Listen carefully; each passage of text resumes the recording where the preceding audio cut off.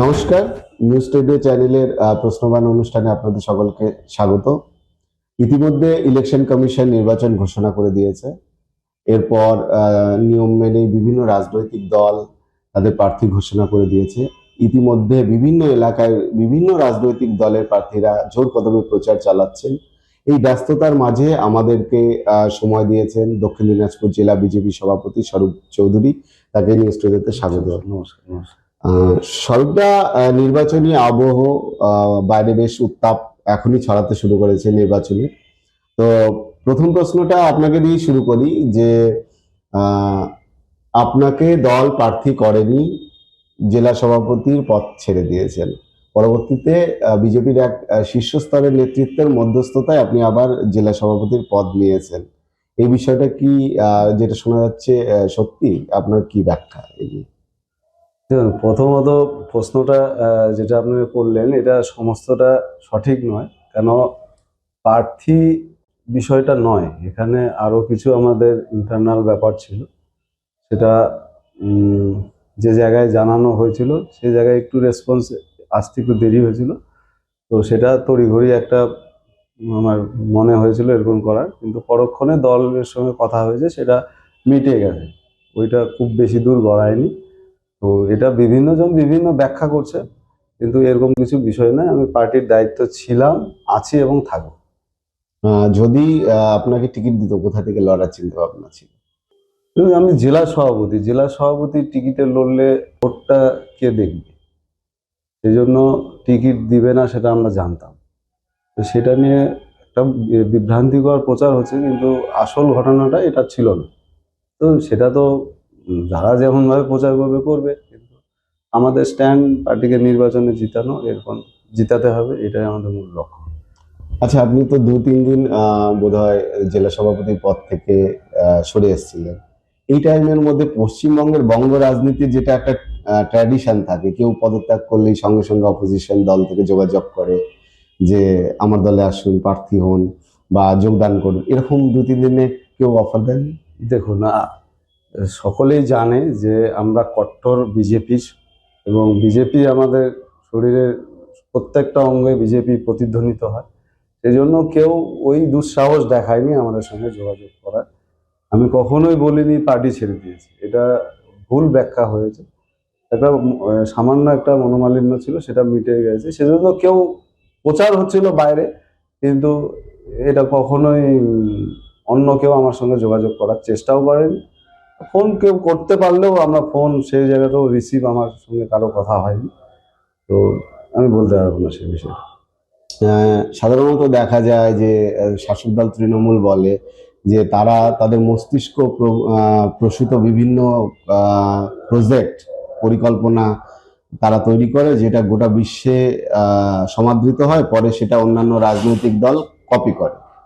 তো এক্ষেত্রে দেখা যাচ্ছে যে উল্টো হলো, যে আপনি যে ঘটনাটা ঘটালেন যে তৃণমূল বিজেপি সভাপতি ত্যাগ করার পরে আবার ব্যাক করলেন, আবার তার 2-3 দিন পর গঙ্গারামপুরে একটা ঘটনা ঘটলো যে তৃণমূল ব্লক সভাপতি, জেলা পরিষদের মেন্টর শঙ্কর সরকার, তিনি প্রার্থী ঘোষণা হওয়ার পরে তিনি আবার পদত্যাগ করলেন। আবার 2-3 দিন পর রহস্যজনকভাবে আবার তিনি ব্যাক করলেন, পরদিনই সম্ভবত। তো এক্ষেত্রে মনে হচ্ছে না যে আপনার সেই ট্রেনটাই কোথাও গিয়ে তৃণমূলেও আবার একই জিনিসের পুনরাবৃত্তি হলো? দুটোর মধ্যে পার্থক্য আছে। যেমন আমারটা কিন্তু ক্যান্ডিডেট ডিক্লেয়ার হওয়ার অনেক আগেকার, আর এটা হলো ওদের তৃণমূলে যেটা চাওয়া পাওয়ার বিষয় থাকে, এটা ক্যান্ডিডেট হওয়ার পরের ঘটনা। দুটোর মধ্যে আলাদা বিষয় আছে। সেই জন্য আমাদের দলে কেউ দায়িত্ব ছেড়েও দিতে পারে। এটা তো এরকম হয়নি যে আমার ক্ষেত্রে প্রথম অনেকে ছেড়ে দিয়েছে, তারপর পার্টি তাদেরকে একসেপ্ট করেনি, তাদেরকে ফিরিয়ে আনছে, এরকম ঘটনা ঘটেছে। তো আমারটা বিষয় ছিল নির্বাচন ঘোষণা আগে, আর এটা তো নির্বাচন ঘোষণা ওরা ক্যান্ডিডেট হতে পারেনি সেই ঘটনার পরিপ্রেক্ষিতে।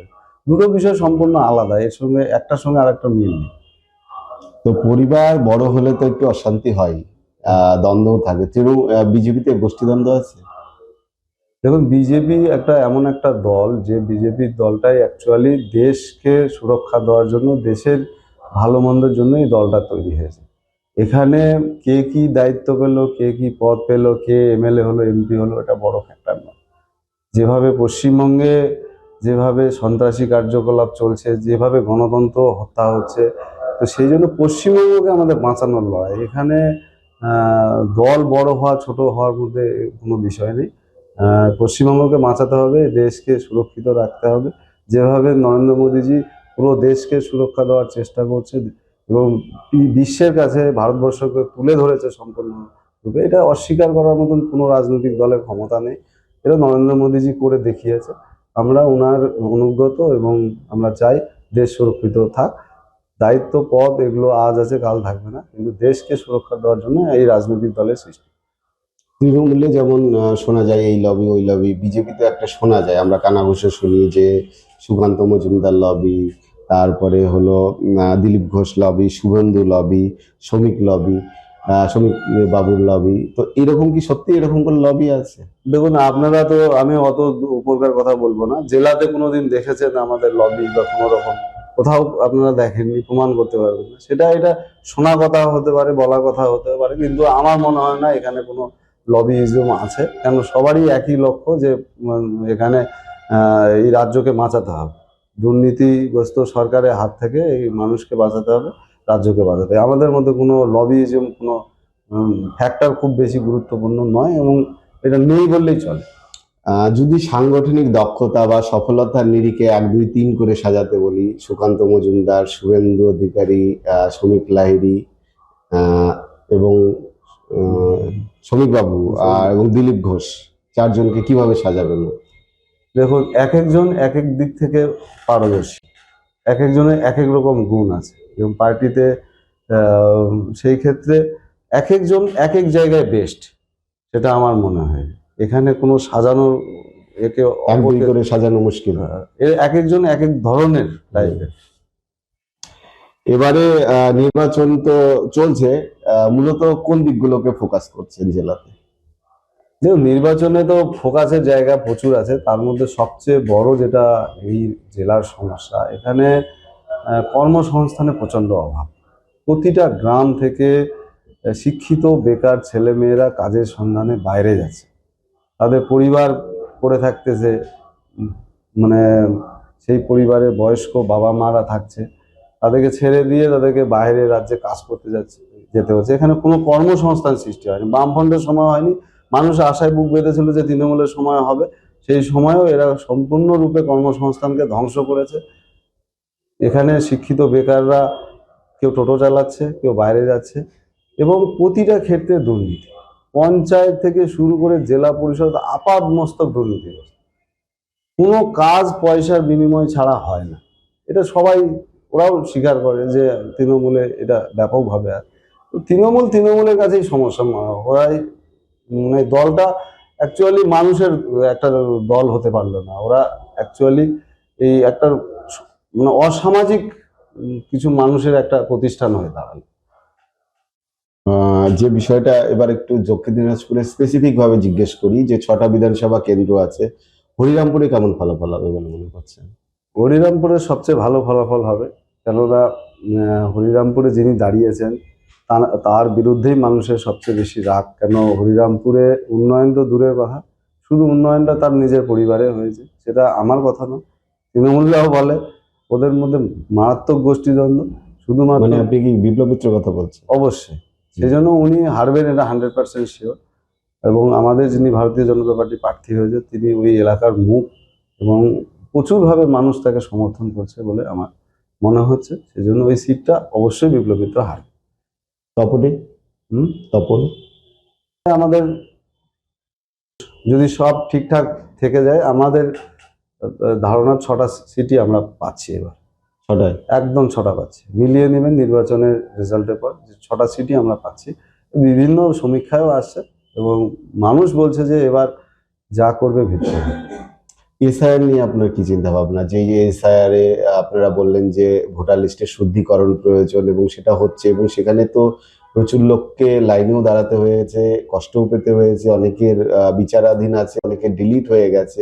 এই প্রেক্ষিতে আপনি কি মনে করছেন যে এই ভোট ব্যাংক যেটা ফ্রেশ হয়ে আসবে, যারা ভোট দেবে, সেটা কোন দিকে এগোবে? দেখুন, এটা তো নির্বাচন কমিশনের কাজ ছিল, সেটা যে পশ্চিমবঙ্গে এসআইআর এর কাজ হচ্ছে সেটা না, গোটা দেশে হয়, এটা তো সরকারি নিয়মে হয়। এর আগেও 2002 সালে এসআইআর হয়েছে। ভোটার লিস্টে সেটা সংশোধনী, প্রচুর মৃত ভোটার ছিল, প্রচুর মৃত ভোটার। এই মৃত ভোটাররা পঞ্চায়েত সময় জীবিত হয়, পঞ্চায়েত ভোটের সময় জীবিত হয়, পৌরসভার সময় জীবিত হয়, তারা তৃণমূলরা এটাকে ভোট করায়। তো সেই ক্ষেত্রে এসআইআর খুব গুরুত্বপূর্ণ বিষয় ছিল।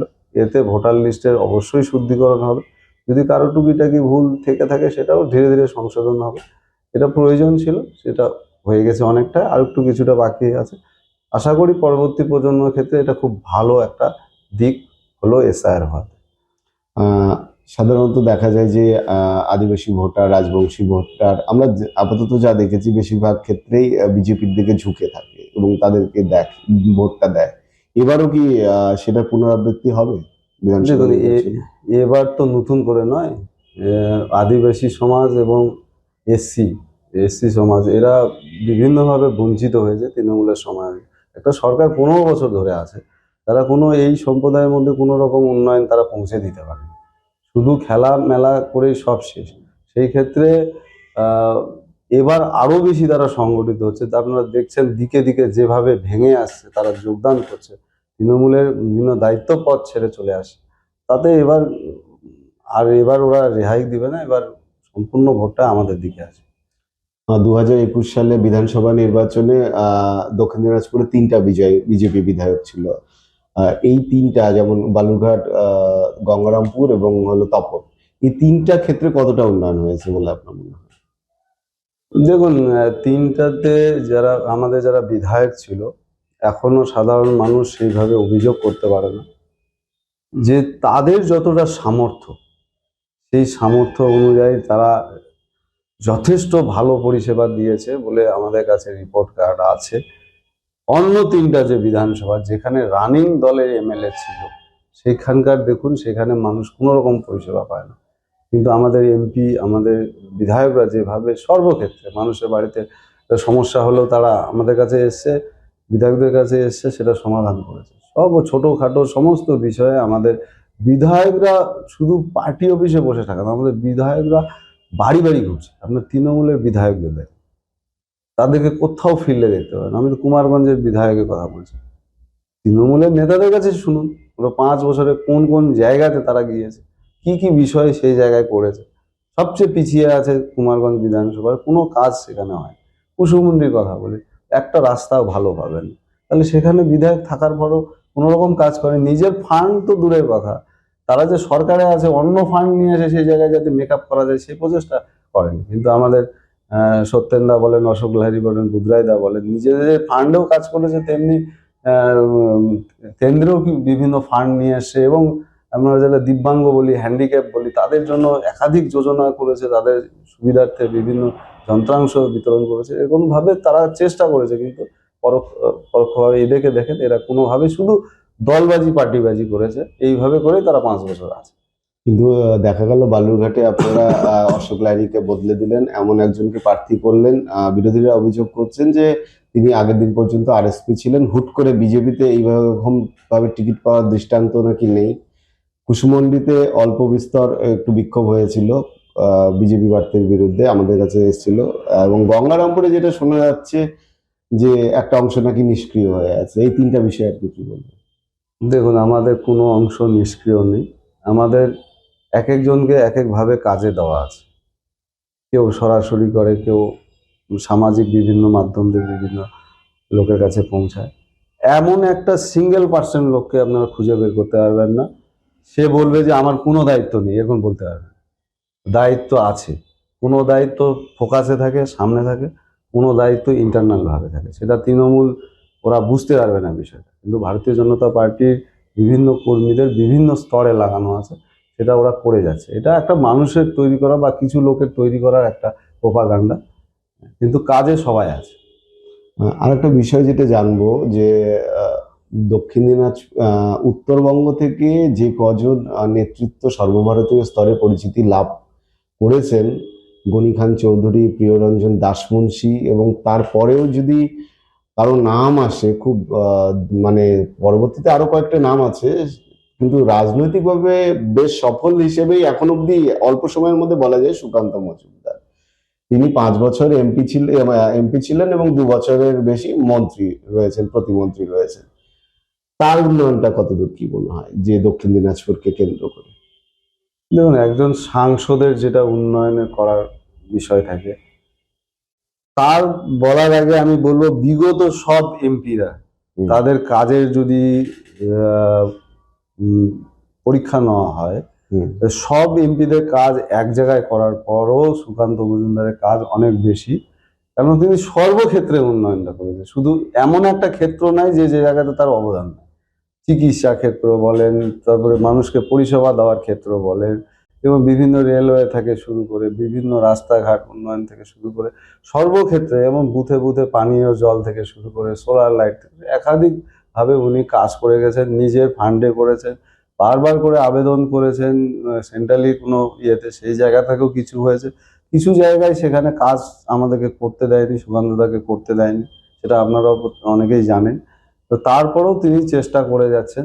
এখানে অমৃত ভারত স্টেশন 3টি, যেটা অভূতপূর্ব, বালুরঘাটের কাজ প্রায় শেষের দিকে, গঙ্গারামপুর, তারপরে বুনিয়াদপুরে সেগুলো কাজ অনগোয়িং আছে, শুরু হয়েছে। তো এটা তো অভূতপূর্ব সাফল্য। এটা আমরা নয়, জনমানুষের প্রত্যেকেই বলছে যে এরকম নেতৃত্ব আগে থাকলে দক্ষিণ দিনাজপুর, যেটা যে জেলাকে আমরা অ্যাসপিরেশন ডিস্ট্রিক্ট বলি, সবচেয়ে পিছিয়ে পড়া জেলা বলি, সেই জায়গাটা থেকে অনেকটা উঠে আসতো। বিরোধীরা বলেন যে, বিশেষত তৃণমূল বলেন যে এত বড় একটা সুকান্ত মজুমদার থাকবার পরেও যতটা উন্নয়ন করা উচিত তাদের সেভাবে উন্নয়ন হয়নি, কি বলবো? দেখুন, ওরা যেটা বলে ওদের মতন করে বলে, কিন্তু পাবলিক যেটা সেন্টিমেন্ট আছে, পাবলিক যেমন বিভিন্ন সময় তৃণমূলে রাজ্য নেতৃত্ব এসছে, তারা বারবার করে একটা কথা বলেছে যে সুকান্ত মজুমদার কতটা কাজ করেছে, এইভাবে কাজ করলে কি তিনি ভোট পাবে, বিভিন্ন যে বলেছে, কিন্তু পরক্ষণেও বলেছে, ওদের দলকেও বলেছে যে কিভাবে কাজ করছে এত, সেটাও বলেছে কিভাবে কাজ করছে। তার মানে কাজ না করলে তো কাজের কথা বলতো না। কাজ উনি করছেন, সেটা প্রত্যেকেই দেখছে, জানছে, বুঝছে। না হলে এই জিনিসগুলো আসলো কিভাবে? এত যে হিলি বালুঘাট রেলপথের কাজ, যেটা স্বাধীনতার পর এতদিন অবধি থমকে ছিল, এর আগেও তৃণমূলের সাংসদ ছিল, তারাও করতে পারেনি। তো এটা করে দিয়েছে, কাজ করে তো প্রমাণ করছে, না করে তো কিছু প্রমাণ করার বিষয় থাকে না। আর একটা বিষয় বলি, এই যে আপনি ফুড ব্লগিং দেখেন, যে ইয়েতে হয় সোশ্যাল মিডিয়ায় ফুড ব্লগিং, যেখানে খাবার নিয়ে হয়, সেখানে একটা এলিমেন্টস দেখা যায় যে ধরেন কোনো দোকানে গেল, কোনো ফুড ব্লগার গিয়ে বলল যে খাবারটা দুর্দান্ত হয়েছে, কিভাবে বানিয়েছেন, সে বলে এটা এটা এটা দিয়ে বানিয়েছি, কিন্তু একটা সিক্রেট মশলা আছে। তো আপডেট মশলা আমি জানতে চাই, একটা আমাদের অডিয়েন্স জানতে। আমাদের যেটা মনে হয়েছে যে শহরাঞ্চলে আপনাদের ভোট সাংগঠনিক দিক থেকে যতটা শক্তিশালী আপনারা, তার থেকে অনেক বেশি ভোট পান। যেটুকু আপনাদের শক্তি, তার থেকে অনেক বেশি ভোট পান বালুরঘাট, গঙ্গারামপুর, বুনিয়াদপুর। কি করে আপনারা পান এটা? কারণ আমাদের দেখে মনে হয়েছে যে আপনারা যে ভোটটাকে পান, সেই অনুযায়ী আপনাদের অতটাও শক্তিশালী সংগঠন না। এটা হয় কি করে? দেখুন, শহরের লোক আমাদেরকে ভোট উজাড় করে দেয়, শহরের লোক অ্যানালাইসিস করে যে একটা সরকার এতদিন ধরে আছে, তাদের কতটা কাজ করা উচিত, সেটা অ্যানালাইসিস করে। সেই অ্যানালাইসিসে ওরা দেখছে যে একটা রাজ্য সরকার, এই রাজ্য সরকারের এমন কোনো দৃষ্টান্ত, এই গঙ্গারামপুরে বলি যে আজকেও আমাকে 20 মিনিট 25 মিনিট এখানে জ্যামে পড়তে হয়েছে। তো পৌরসভা শুরু থেকেই, ধরতে গেলে বামফ্রন্ট কিছুদিন, তারপরে থেকে শুরু থেকেই তৃণমূলে আছে। একটা পৌরসভা যাদের একটা স্বাধীন চিন্তা ভাবনা আছে, যে একটা যানজট হচ্ছে, বিকল্প কোনো রোড সেই জায়গা থেকে অ্যাড করে ইয়ে করা যায় কিনা, কোনো রকম পরিকল্পনা আছে। গ্রামের লোককে বিভিন্নভাবে ভোট দিতে বাধা সৃষ্টি করা, বিভিন্নভাবে ক্যাপচার করা, এই চেষ্টাটা ওরা করে গেলেও কিন্তু পঞ্চায়েত নির্বাচনে হোক, এগুলো আমরা যতটা পারি গ্রামের লোক করে দিচ্ছে। শহরে পৌরসভা যখন ভোট হচ্ছে, তখন ভোট দিতে দিচ্ছে না। আর ভোট না দেওয়া, যে দিতে দিচ্ছে না, এটা মানুষের মধ্যে চরমভাবে ক্ষোভ আছে। তো এই ক্ষোভগুলো যখন ভোট দিতে পারে, তখন এই ক্ষোভগুলো তারা বহিঃপ্রকাশ করে। আর কোনো রকম, তারা তো ভারতবর্ষের বিভিন্ন জায়গায় যাচ্ছে, যে সেই শহরগুলো কি উন্নয়ন, কতটা উন্নয়ন হয়েছে না তারা দেখছে। তো সেই নিরিখে, সেই জন্য শহরের লোক বলছে আমরা আছি, আমরা ভোট দিব। তৃণমূলকে যতক্ষণ না তৃণমূল পরাস্ত হচ্ছে আপনাদেরকে ভোট দিব, দিচ্ছে। বিজেপি মানে হিন্দুত্ব, আপনাদের দেখলাম দেওয়াল লিখনেও বোধহয়, আমি এক্স্যাক্টলি বলতে পারছি না, যে হিন্দু কুলে জন্ম নিয়েছি বিজেপিকে ভোট দেবো, এরকম কিছু লেখা আছে। তো হিন্দুত্ব সমান সমান বিজেপি, এটা বিজেপি দল থেকে বলার চেষ্টা করে। মুসলিমদের নিয়ে আপনাদের কি চিন্তা ভাবনা? যে ধরেন এই যে জেলায় প্রায় 27% কাছাকাছি মুসলিম আছে, সেই ভোটটা আপনারা স্পষ্টভাবে বলুন, চান কি চান না, বা কি সমস্যা আছে? এটা মুসলিমদের অনেকে বলেন যে তাদের বিরোধী বিজেপি, আপনার কি মতামত এই নিয়ে? আমরা মুসলিমদের ভোট চাই, মুসলিমরা আমাদেরকে ভোট দিতে চায় না। কেন চায় না? তাদের মধ্যে সেই ধারণাটা করা আছে যে বিজেপি আসলে বিভিন্নভাবে তাদেরকে বঞ্চিত করা হবে। এটা সম্পূর্ণ ভুল ধারণা। রাজনীতি যখন দল সৃষ্টি হয়েছে, সেই দলের সকলেরই অংশীদারিত্ব প্রয়োজন হয়। আমাদের সংখ্যালঘু বেশ কয়েকজন ভালো নেতা আমাদের জেলাতে আছে, আপনারা জানেন। এখানে মাহফুজা খাতুন থেকে শুরু করে আমাদের জিল্লুদ্দা থেকে শুরু করে আমিনুল্লাহ থেকে একাধিক নেতা আছে। তারা যখন রাজনীতি আমাদের সঙ্গে করেন, তারা বোঝে যে বিজেপিটা কি চায়, ফার্স্ট চায় উন্নয়ন। কিন্তু এখানে দেখেন তৃণমূল, এটা এরকম হওয়ার কারণ কি? এটা তৃণমূলের সম্পূর্ণভাবে ওদের যে উগ্র মুসলিম রাজনীতিকে প্রায়োরিটি দেওয়া, জামাতকে প্রায়োরিটি দেওয়া, এই প্রায়োরিটি দিয়ে তারা ক্রমাগত বিজেপির বিরুদ্ধে তাদেরকে একটা মানুষের মনে একটা সৃষ্টি করা, তাদের মুসলিমদের মধ্যে একটা ধারণা সৃষ্টি করা, যে এটা সম্পূর্ণ তৃণমূলের ক্রিয়েট করা, যে এইভাবে বিরোধিতা করতে হবে, বিজেপির বিরোধিতা করতে হবে। আমরা মুসলিমদের ভোট চাই, কিন্তু মুসলিমরা আমাদের ভোট দেয় না। এটা হলো আমাদের মূল কথা। আমরা ইন্টারভিউয়ের শেষ ভাগে এসে গেছি। স্বরূপদা, অডিয়ায় যে স্পেসিফিক ভাবে ক্ষেত্রে বা রাজ্যে যদি বিজেপি ক্ষমতায় আসে এবং সেক্ষেত্রে দক্ষিণ দিনাজপুরেও যদি বিজেপির জয়লাভ হয়, মূলত প্রান্তিক এই জেলাকে আপনি বা আপনাদের দল কোন কোন উন্নয়ন করতে চান এই জেলায়? না, এই জেলা প্রান্তিক জেলা, এই জেলাতে সবচেয়ে পিছিয়ে আছে যোগাযোগ ব্যবস্থা। যোগাযোগ ব্যবস্থা এখানে আরো উন্নত করতে হবে, সেটা আমাদের লক্ষ্য, আমরা করব। দ্বিতীয়ত, এখানে কর্মসংস্থানের কোনো ক্ষেত্র নেই, যাতে ছোট বড় মাঝারি কোনো শিল্প প্রতিস্থাপন হয়, সেটা অবশ্যই আমাদের লক্ষ্য থাকবে। এই জেলা এমন একটা জেলা, দুর্ভাগ্যে এতদিন তৃণমূলের এখানে রাজনীতি চলে এসছে, এখানে একটা মেডিকেল কলেজ নেই। আজকে যদি আমার ঘরে, আপনার ঘরে কেউ অসুস্থ হয়, বা তৃণমূলের নেতার ঘরেও কেউ অসুস্থ হলো, তার প্রাথমিক ট্রিটমেন্টটা কোথায় হবে? সেই ট্রিটমেন্টে করার একটা জায়গা নেই। এই উত্তরবঙ্গে এইমস হওয়ার কথা ছিল, এইমসটা হয়নি।